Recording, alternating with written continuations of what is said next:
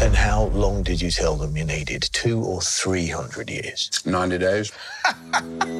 Salut tout le monde, aujourd'hui une vidéo un petit peu particulière puisqu'on va parler du film Le Mans 66 qui sort le 13 novembre dans les salles en France, puisque je crois qu'à l'international ça doit être le 15 ou 17 novembre. Bref, Le Mans 66 qui raconte donc l'histoire de Ford qui vient pour essayer de battre Ferrari aux 24 heures du Mans dans la fin des années 60, 66 comme son nom l'indique évidemment. Donc c'est un film fiction avec l'histoire. Je sais jamais comment appeler ça, c'est un peu comme Rush. C'est pas un documentaire, c'est vraiment une fiction basée sur l'histoire vraie des 24 heures du Mans 66 notamment. Le réalisateur James Mangold a fait l'excellent Logan, qui est sorti en 2016, pas 66, non, en 2016. Excellent film, je trouve, en tout cas d'une grande qualité, et donc j'étais assez curieux, impatient de voir ce qu'il allait faire avec Le Mans 66. Et je vais pas vous présenter Matt Damon et Christian Bale qui sont donc dans les rôles principaux. Matt Damon qui incarne Carroll Shelby et Christian Bale qui incarne son ami Ken Miles, pilote britannique exilé aux États-Unis. Voilà pour la petite histoire.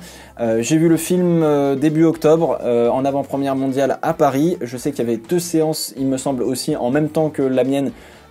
Au Mans, donc certains d'entre vous ont donc dû déjà voir le film, et puis on a eu droit à tout le gratin dans cette salle. Il y avait Jean Todt, il y avait Pescarolo, Tom Christensen, Pierre Fillon de la CO, il y avait Pog qui arrivait en combinaison de pilote avec son popcorn, enfin j'ai un peu halluciné. Il y avait Jean-Pierre Gagic, Denis Brognard, enfin bref, il y avait pas mal de monde, il n'y avait pas Canal+. Bon bref, on n'est pas là pour ça.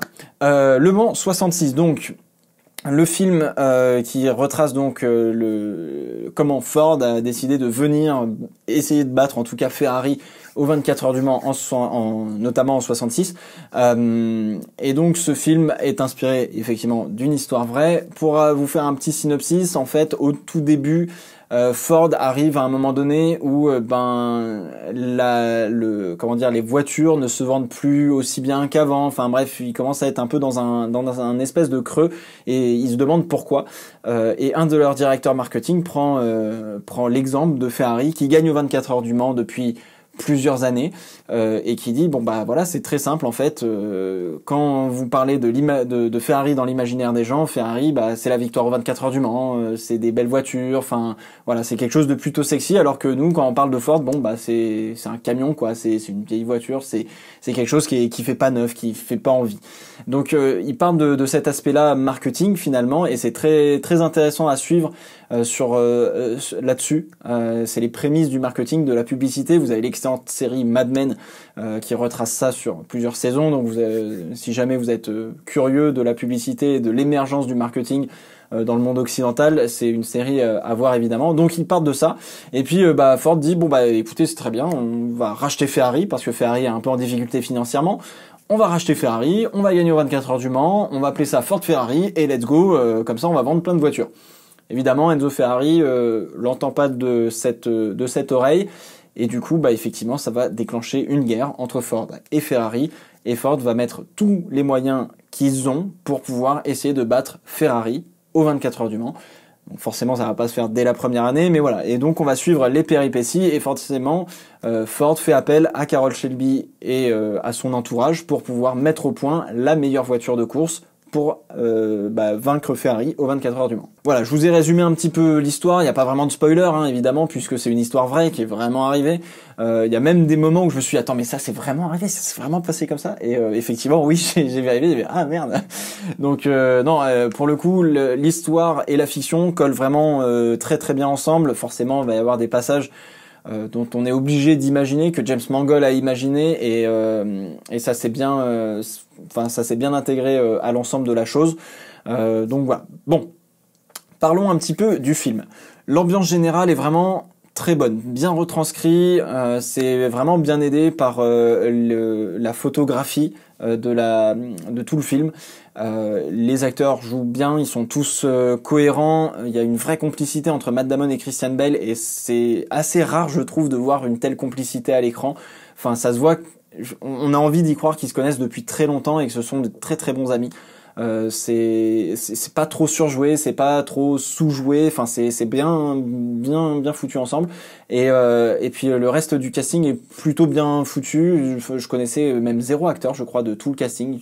J'étais mais attends, mais à part Christian Bale et Matt Damon, mais alors il y a 0 autre personnage, enfin 0 autre acteur que je connais. Donc j'étais what? Tous sont assez crédibles. Les personnages, eux, interagissent très bien ensemble. Il y en a pas un qui sert à rien ou t'es là où tu te dis pourquoi lui il est là ou qu'est-ce qu'il fait à ce moment-là. Tous les personnages sont vraiment bien amenés au fur et à mesure. Il y a une vraie dynamique entre tous ces personnages-là, donc ça c'est vraiment très intéressant. Ça va pas que juste dans un sens. Et ça permet d'avoir une vraie belle image du projet en fait finalement Ford pour aller aux 24 heures du Mans. Et on va être surtout sur cette partie-là. Donc vous attendez pas à voir en fait un film moitié Ford moitié Ferrari, parce qu'on suit vraiment surtout Ford qui va essayer d'aller battre Ferrari. Voilà. Donc Ferrari, vous n'allez pas en voir des masses et des masses. Vous n'allez pas voir le garage tout le temps avec les mécaniciens machin. Bon, voilà. Mais en tout cas, on suit vraiment Ford. Et c'est plutôt bien balancé. J'avais un petit peu peur en fait qu'on suive trop Ford et pas assez l'entièreté de la chose. Finalement, c'est plutôt bien balancé. On voit bien Ford évidemment, mais on voit l'entièreté de l'enjeu des 24 heures du Mans, et ça c'était vraiment primordial. Pour continuer un petit peu sur les acteurs, Christian Bale particulièrement, on sait que c'est un acteur qui se transforme physiquement, intellectuellement, tout ce que tu veux pour chaque rôle qu'il fait. Et alors là, c'est bluffant. Encore une fois, Matt Damon et Christian Bale sont pas des aficionados de la voiture. Pour eux, c'est point A à un point B. Voilà à quoi sert une voiture. Donc, j'avais un peu peur aussi de me dire, prendre des acteurs qui ne connaissent pas le sport automobile peuvent peut-être très tendus au final, parce qu'ils vont peut-être pas comprendre ce que c'est. Et en fait, ça a été tout le contraire. Ça a été même mieux de prendre des acteurs qui connaissent pas forcément le sport automobile, parce que ils vont aller chercher à l'essentiel de ce qu'est le sport automobile et de comprendre pourquoi nous, fans de sport auto, qu'on a tant de mal à expliquer pourquoi on aime la voiture en fait.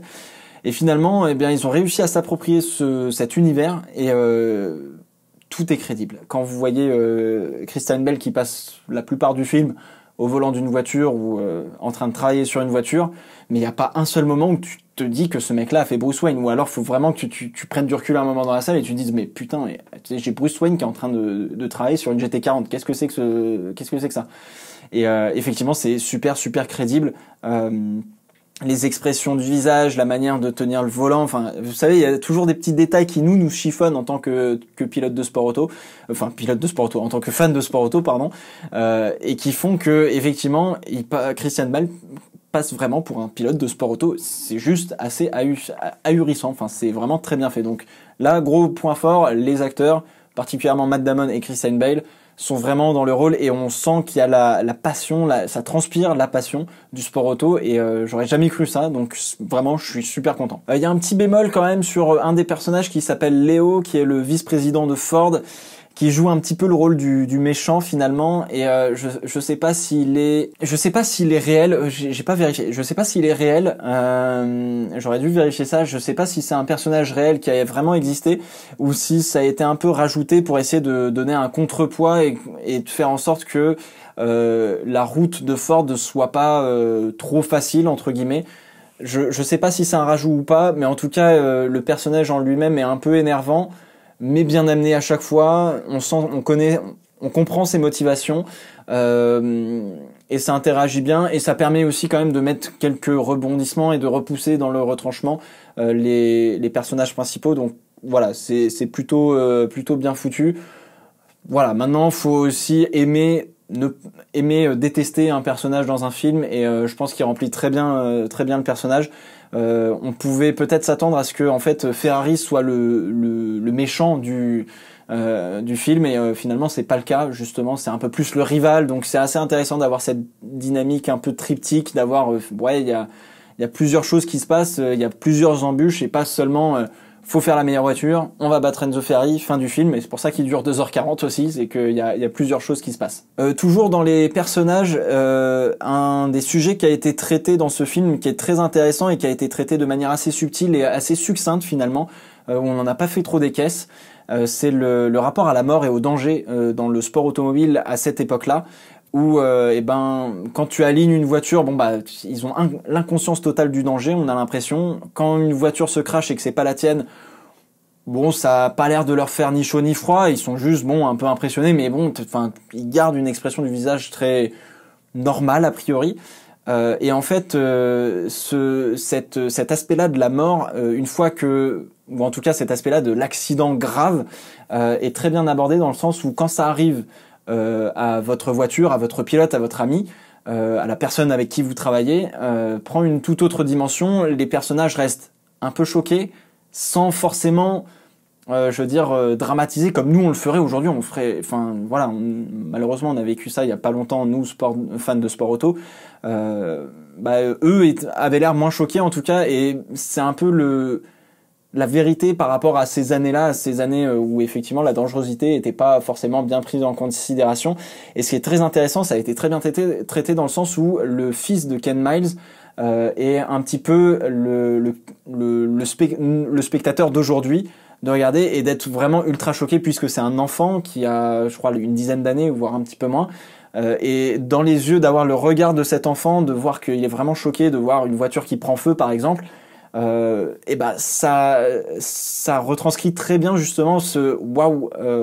Il y a Matt Damon qui lui est un peu choqué mais pas trop, et tu vois l'enfant qui se décompose et qui est il y a vraiment eu quelque chose de grave, et je trouve que voilà, ça a été très bien abordé.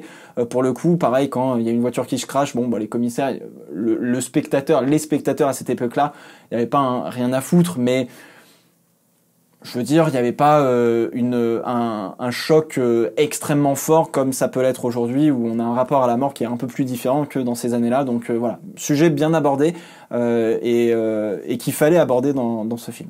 Toujours dans les réactions des personnages, Ford à un moment donné, donc du coup quand se fait refuser le rachat de Ferrari, Henry Ford le deuxième, donc le petit-fils de Henry Ford le premier, il est d'abord dépeint comme quelqu'un un peu tyrannique quelque part face à ses employés, face à sa chaîne de production, etc. Il arrive avec une armée d'avocats pour dire ouais ça va pas, machin, ceci, cela. Et quand il se fait refuser de manière abrupte par Enzo Ferrari le rachat, je m'attendais à ce qu'il soit beaucoup plus expressif justement comme il avait été dépeint, et ça n'a pas été le cas. Et je sais pas si c'est un manque de direction de la part de James Mangold sur l'acteur, mais je m'attendais à ce qu'il fasse un peu virevolter le bureau, qu'il casse des gueules, genre de choses. Enfin voilà, je m'attendais à ce qu'il soit un peu plus expressif. Il l'est pas tant que ça, et je sais pas si c'est un plus ou un moins. Ça m'a peut-être un chouïa dérangé, mais allez, c'est vraiment pour chipoter quoi. Et puis enfin pour terminer, toujours sur Enzo Ferrari, l'acteur qu'ils ont pris est plutôt bon, assez correct face à l'imaginaire qu'on se fait d'Enzo Ferrari, donc ça c'est plutôt cool. Et vous allez voir, pour les plus fans, les plus gros hardcore du fan de sport auto et de Ferrari en particulier, vous allez voir qu'il y a quelques petites anecdotes qui font que vous comprenez bien que Enzo Ferrari c'est bien lui. En tout cas il a été très très bien écrit en tant que personnage dans ce film, et donc ça c'est très cool. Vous verrez, il y a quelques petites anecdotes où vous allez faire ah oui c'est vrai, il pensait comme ça Ferrari, et il a fait ça Ferrari, voilà. Bon, parlons un petit peu forcément des autres actrices principales, puisque ce sont les voitures. Bon, il y a aussi la femme de Ken Miles qui est une bonne actrice. Pour le coup, je la connaissais pas, mais elle joue bien le rôle. Parlons des voitures, évidemment. Alors, les voitures, impressionnantes. Ils ont pris des répliques qui sont juste parfaites. Je n'ai pas réussi à trouver un seul détail. C'est filmé assez souvent en gros plan. Sur les carrosseries, etc., que ce soit la GT40 ou la Ferrari 330 P3, c'est impressionnant la précision des voitures, des répliques qu'ils ont, parce que ces voitures-là aujourd'hui valent des millions et des millions d'euros, donc vous inquiétez pas qu'on les fait pas rouler. Peut-être qu'ils en ont utilisé une ou deux pour des plans à l'arrêt, mais en tout cas pour les plans où toutes les voitures roulent, j'ai pas d'explication. Faudra que vous me disiez si vous allez le voir, si vous voyez un défaut sur la 330 P3 ou sur la GT40, mais c'est exactement ces voitures-là. Le son du moteur, a priori, est exactement le bon. J'ai vraiment aucune idée de savoir comment ils ont fait les répliques. En tout cas, les répliques sont vraiment ultra ultra bien faites. J'ai zéro Je sais pas comment ils ont fait, c'est juste incroyable. En parlant du moteur, vous allez en prendre plein les oreilles, donc allez-y, vous allez voir à la fin, vous allez ressortir de la séance, vous allez faire ouh, ça faisait longtemps que j'étais pas habitué à ce genre de bruit quand même. Donc voilà, vous allez en avoir pour votre argent là-dessus. C'est vraiment très très cool. Il y a quelques petites autres voitures qui sont des petites pépites pour les fans de voitures un peu plus historiques. Et pour les plus jeunes, vous découvrirez de très belles voitures qui sont juste mythiques en fait, et qui sont conduites pas de la manière dont on les conduirait aujourd'hui. Donc ça c'est pour la petite anecdote. En parlant des voitures, les scènes de voitures sont toutes bien filmées, toujours très près du sol pour avoir toujours une impression de vitesse assez importante. Il y a toujours une voiture qui est un peu au ralenti pour avoir un dépassement un peu rapide. Donc ça c'est typique des films de course automobile. Ça roule plutôt vite. En tout cas, l'impression de vitesse est assez présente, vraiment bien faite. Le paysage défile de manière assez rapide et pas un peu en mode Fast and Furious dans les premiers où tu sais, t'as l'impression en fait ils roulent à 70 km/h et ils sont censés être à 200 et t'es là, ouais non, bah non frérot. Là pour le coup, c'est vraiment très bien fait. T'as vraiment l'impression qu'ils vont à 300 sur la ligne droite des Hunaudière, enfin une vitesse même plus que 300 d'ailleurs. Je crois qu'ils allaient bien plus vite à cette époque. C'était pas encore les 917K de Porsche évidemment, mais ça allait déjà très très vite. Donc ouais, impressionné là-dessus. Petit bémol sur certaines scènes, encore une fois, pour les fans hardcore d'entre vous, vous allez remarquer que c'est pas tourné au bon endroit. Notamment à un moment donné, ils font les 24 heures de Daytona et je pense qu'ils sont sur le circuit de Homestead Miami en Floride, parce que Daytona c'est aussi en Floride, mais c'est pas très loin d'ailleurs. Mais effectivement, ils sont pas où là tu vois que ouais mais non, ça c'est pas Daytona frère. Non, tu vas sur iRacing, c'est pas comme ça Daytona ou sur n'importe quel autre jeu. Daytona c'est pas comme ça, mais bon, ça suffit pour y croire, ça suffit pour comprendre le deal.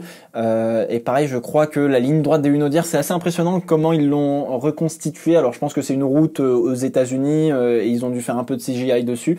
Et puis dans l'ensemble, ouais, sur les autres parties du circuit des 24 heures du Mans, je pense qu'ils sont allés à Road Atlanta. Je pense que c'est Road Atlanta, c'est pas Road America, ça doit être Road Atlanta ou le Virginia Raceway. Je sais plus. En tout cas, c'est un circuit aux États-Unis, ça se voit très vite que c'est le cas. Ça dérange pas plus que ça parce que c'est quand même pas trop mal intégré par rapport à ce qui était, vous savez, la courbe Dunlop et qui redescendait derrière. Donc c'est surtout pour avoir un effet un peu de descente. Donc voilà. Pour les plus gros fans, vous allez faire ouais ils sont pas allés sur les bons circuits comme c'est le cas avec Rush où ils disent qu'ils sont allés au Paul Ricard alors que c'est Brands Hatch.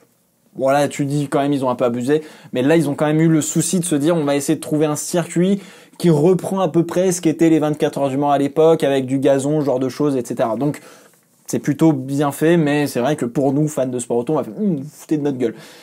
Derrière, faut savoir que c'est toujours très compliqué, surtout pour de la course automobile historique, de recréer un circuit qui n'est plus là ou en tout cas qui a été rénové dans tous les sens. C'est très compliqué de faire rouler une voiture. Soit vous faites du CGI dans tous les sens, et alors c'est le bordel absolu. Enfin voilà, c'est très compliqué de le faire. En revanche, la ligne droite de départ-arrivée des 24 heures du Mans est extrêmement bien faite. Enfin, ils ont reconstitué très très bien les bâtiments des stands. On s'y croit tout de suite. Et en fait, vous allez voir, normalement, c'est un plan plutôt serré pour avoir les personnages et avoir des dialogues à l'intérieur des stands qui sont bien faits. Et dès qu'on va passer sur un plan un peu plus large, on sera vraiment sur un plan beaucoup plus large. Pour justement faire du CGI et que ça se voit moins, que c'est fait un peu aussi par ordinateur. Je serais intéressé de voir le making of pour savoir comment ils ont fait justement ce bâtiment des stands des 24 heures du Mans, mais en tout cas il est très très bien fait et ça il y a pas de problème là-dessus. Parlons un petit peu de musique pour finir. La musique est assez intéressante puisqu'elle est pas autant dramatique que Rush où là vraiment il y avait une musique par Hans Zimmer qui était très très très dramatique, vraiment très lourde. Là on est sur quelque chose de beaucoup plus joyeux, beaucoup plus dans le challenge, dans le dynamisme, dans les années 60. Enfin bref, il y a un véritable engouement qui se fait transmettre par la musique et ça c'est vraiment très cool parce que ça a été c'est vraiment on sent que c'est vraiment le cas quoi, qu'ils vont à la guerre, pas à la guerre en mode on va se battre pour mourir, mais en mode voilà, on veut accepter ce challenge et on veut battre Ferrari aux 24 heures du Mans. Donc la bande son est vraiment très très très très cool. Et puis voilà, donc non, il y a rien à dire là-dessus, ça c'est vraiment parfait. Et puis pour finir finir, pour résumer un petit peu tout ce film, la passion transpire des acteurs, de la bande son, de la photographie, donc de l'image, du cadre, des voitures qui sont extrêmement bien faites. Bref, dans l'ensemble, il n'y a vraiment pas de fausses notes, il n'y a pas de surjoué, il n'y a pas de sous-joué, il n'y a pas de bizarrerie entre guillemets qui pourrait nous mettre mal à l'aise, nous, en nous disant mais non, c'est pas vraiment ça, et puis ouais, mais vous avez pas forcément bien compris ce qu'était le sport auto, ouais, mais ça oui, mais non, etc. C'est vraiment, enfin, il y a peu de moments où tu te dis oh, ça c'est pas à sa place, quoi. C'est vraiment très bluffant.